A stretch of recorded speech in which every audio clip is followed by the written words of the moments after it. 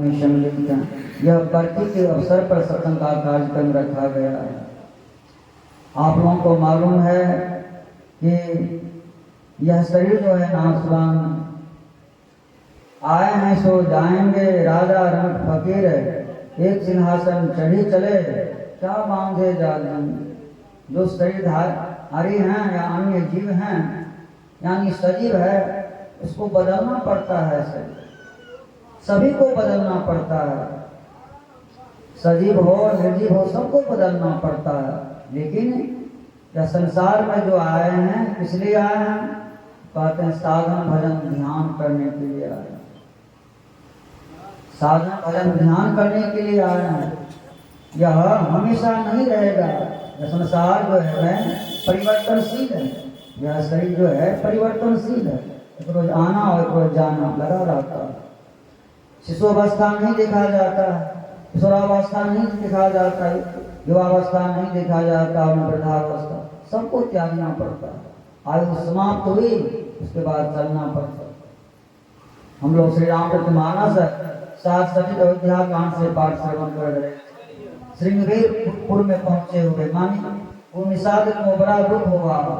जो पत्तों की सज्जा पर देखा जो है लेटा हुआ, जो पहरा दे रहे हैं, जो है वनवास में हैं, और जो है लक्ष्मण जी पहरा दे भगवान राम सोए हुए।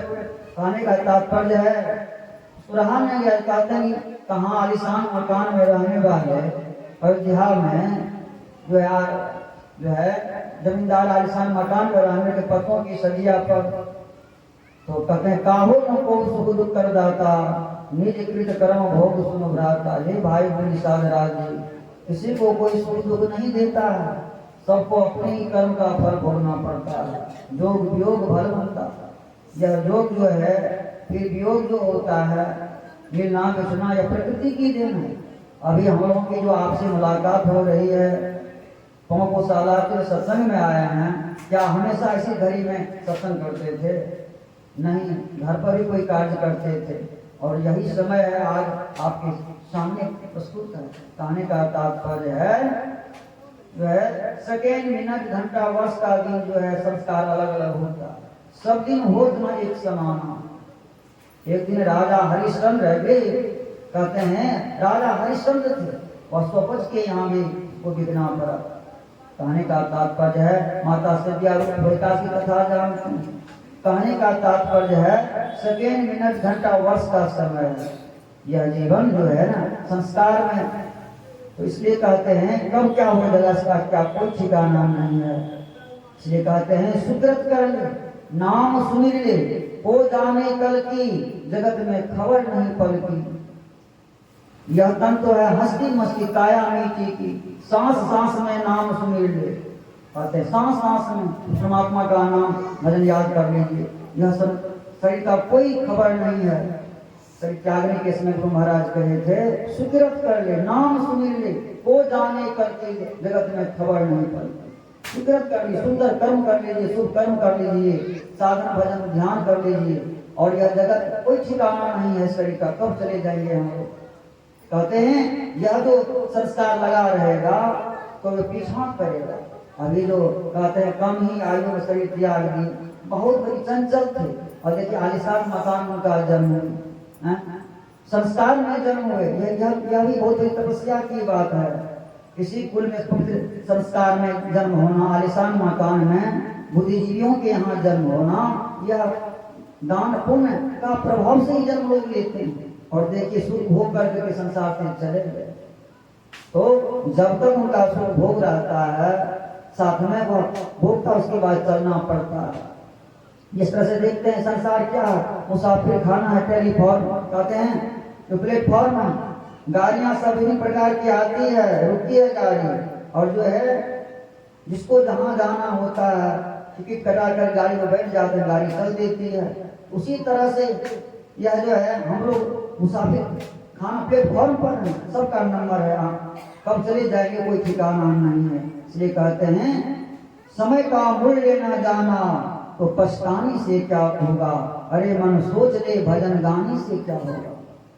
नौ दी दिल जग में जगा गुरु को पठारा पढ़ना आंसू से, विरह में नींद न खोया तो शिष्य होने से क्या होगा।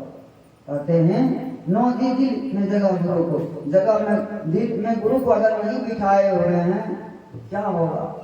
आंसू से उनके चरणों को नहीं पठारे हुए हैं क्या होगा। ये कहते हैं यह भी दान पुण्य का प्रभाव है।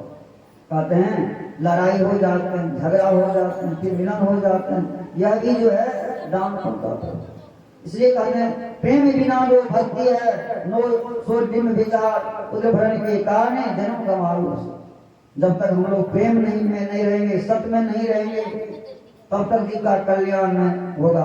कहते हैं सत्गुण होते हैं, रजोगुण होते हैं, तमोगुण होते हैं। सत्गुण जो है बुद्धिदायक है, इसमें चंचलता नहीं रहती है। सत्गुण जो है बुद्धि सात्विक रहती है और उससे जीव का कल्याण होता है, औरों को भी कल्याण होता है।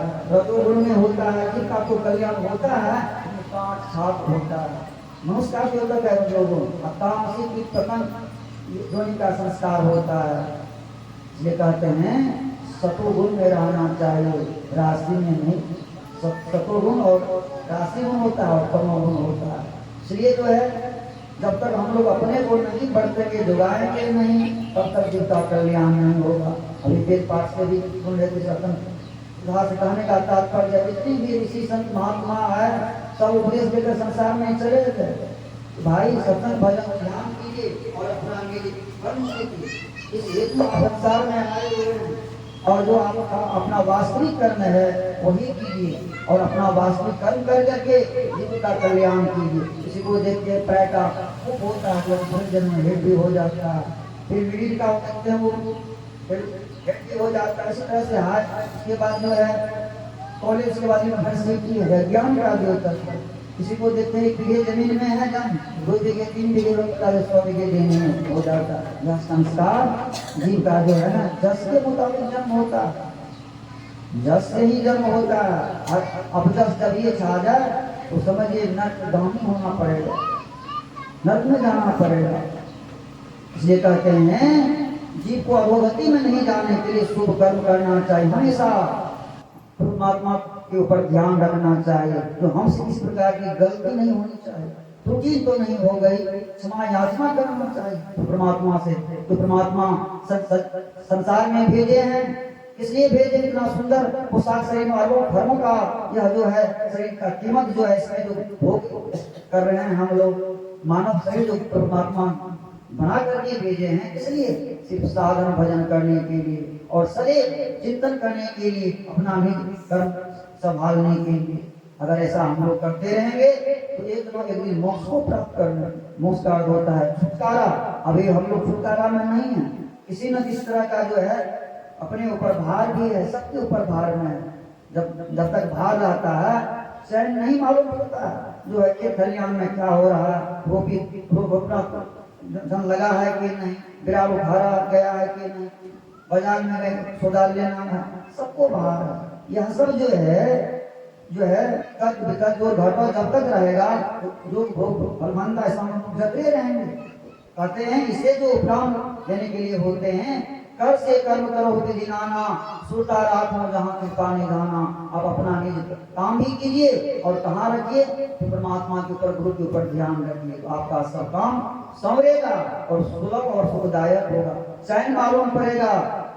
इसलिए कहते हैं नित्य प्रसन्न कर ले प्यारा, तेरा कार सरे सारा, सार कार्य को निर्णय करके घर के तंधारा पिंड के पारा, हम द्वारे का बुद्धि जग जावे दुख पावे, सब सहारे का लख बिंदु नाद कहत रहे बंदे के सुनो में, ब्रह्मनाद का घरो सहारा आपन तन।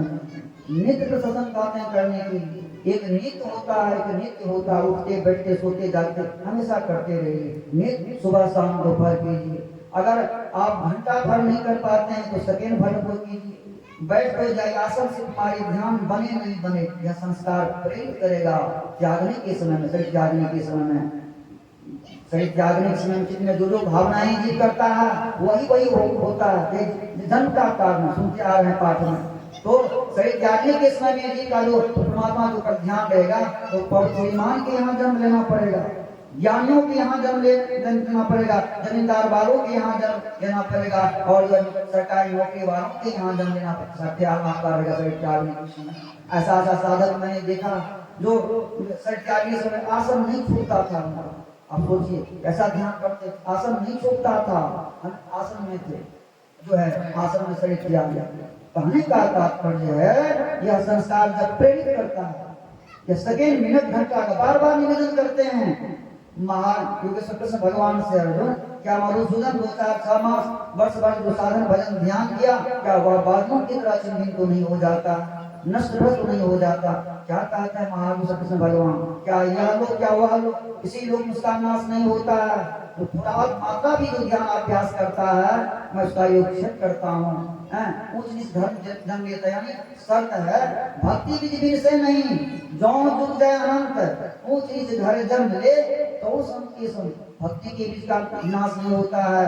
चाहे ब्राह्मण क्षत्रिय वैश्य शूद्र अंत्य किसी भी कुल में जन्म लेना पड़ता है। यह संस्कार जो है प्रेरित करता मनुष्य होता है, बार बार मनुष्य शरीर होता है। देखते हैं छोटी सी झोपड़ी में रहने वाले लोग गरीब घर में जन्म लेते हैं, आलिशान मकान बना देते हैं। किसका पूर्व जन्म के तपस्या साधन भजन ध्यान का बल, जो छोटी सी झोपड़ी में है आज महान ख्यात हो गए।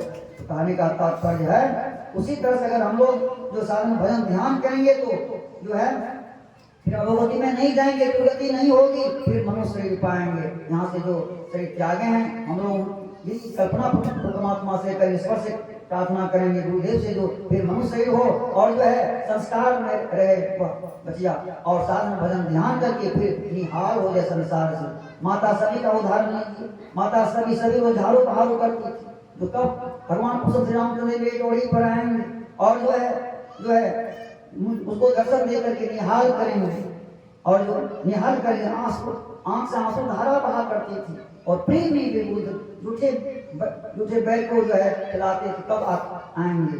कहने का तात्पर्य चक कर रखते थे कब आएंगे मेरे यहाँ, लेकिन परमात्मा की कृपा हुई, गुरु की कृपा हुई, आ गए और दर्शन देकर के निहाल हो गए।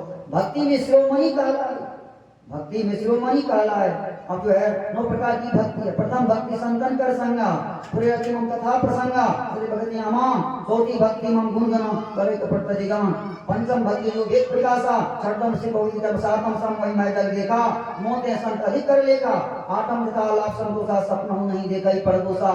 कहते हैं प्रथम भक्ति संतों का कहते हैं संग करने के लिए, प्रथम भक्ति जो है संतों का संग कहते हैं करने के लिए। भक्ति जो है कथा में जहाँ बहुत चर्चा वहाँ प्रेम कहते हैं करने के लिए।